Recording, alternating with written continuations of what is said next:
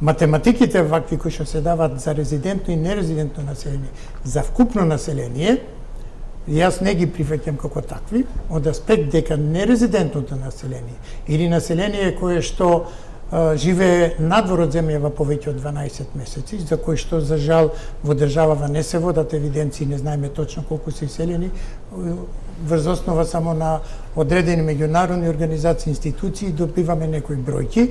Прво да поздравиме дека конечно го завршивме пописот како што треба. Ако се објавиат две бројки, ќе се расправаме или ќе се интерпретираат, иако тоа создава малце простор за различни интерпретации, за конфликти, бидејќи како што констатиравме во разните медиуми се потенцираат разните бројки, но не е страшно.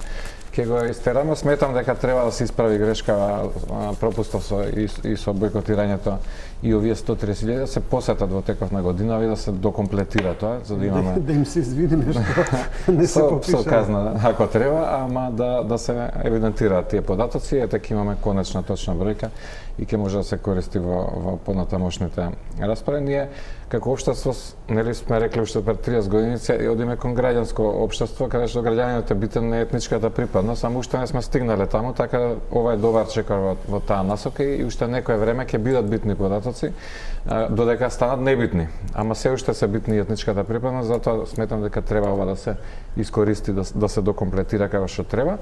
И плюс, јас сум поборник, па за се да се има податоци по етничка основа, значи и за кој какви субвенции добило земјоделие и кој колку даноци платили по општини и по сите да ги имаме податоци и тие се демистифицираат, ќе нема што да се расправа. А не само бројки.